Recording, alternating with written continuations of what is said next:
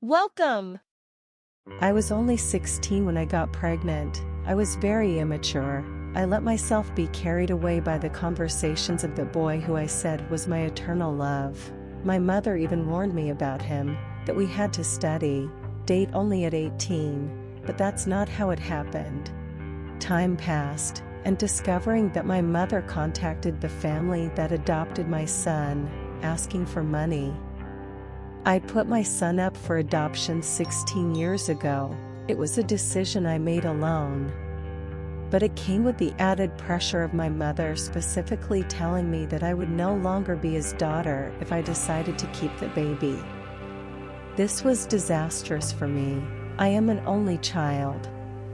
It was the hardest thing to do, and I struggle with the emotions of it on a daily basis. The bright side, if I may say so myself, was that the adoption was open, and I can reach out and get pictures or updates whenever I wanted my son. I did that for a few years, but then it got easier to move on not knowing. I knew I had made the right decision, as the family that adopted my son are amazing people. I also ended up not keeping in touch with my mom for 6 years because of the way she treated me during the pregnancy. It took years of therapy and a lot of forgiveness to be in the same room with her. After a while, I made peace with her for the good of our family.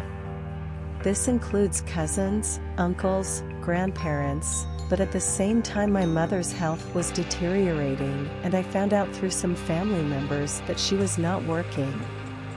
She had been divorced from her second husband and was homeless, living out of her car, and I had moved out and was doing well financially. I succumbed to the guilt provided by my family and agreed to take her to live with me and help her receive proper care. It wasn't ideal, but I made it work, got her healthy and put her in an apartment, and our relationship is fine. Fast forward to July 2018, I had lost my job. Overall, things were not working in my favor, age crunch status. But in my heart of hearts, I knew it would pass, and a year from now it wouldn't matter. After all, I had a plan of action, and I knew things would get better. I just needed time. Things got better. I got a new job, moved to another city, celebrated my birthday, and stayed on vacation until January 2nd. Things were great until this morning. I went to visit some family members out of town, along with my mother. She approached me about problems with the computer and phone that I bought, and asked if I could help. She handed them over and I started to solve problems.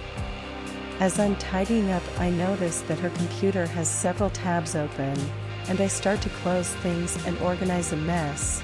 The next thing I see is an open email from the month of August. She was talking to the man who adopted my son. My mom is basically telling him how bad my life is because of her and her health issues, and that I had lost my job, and she needs to talk to him to ask for any kind of help. The last email is the exchange of phone numbers. I was very upset, and I don't even know what to do or say from now on. I ended up locking myself in the room and trying to understand this. But there was no way out. At some point I would have to talk to her.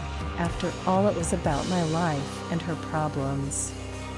I confess that I don't like her talking about me, because it's something intimate and delicate. She confessed that she did it because she thought she was doing something right. I told her to tell me and not to disturb the family that adopted my son. She accepted the decision.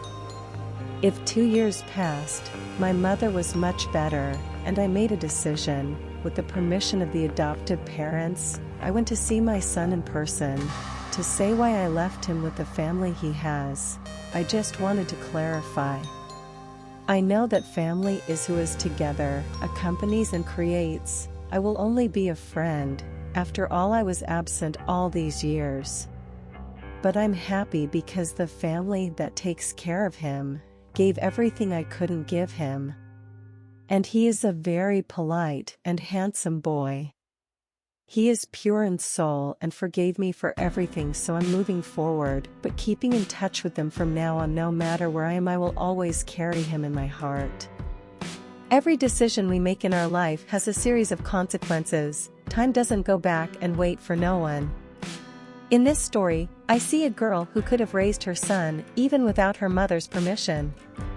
But she preferred to hand the child over to more experienced people. After all, her family was turbulent. In the end, she managed to forgive her son when he was already grown up and was no longer a simple baby.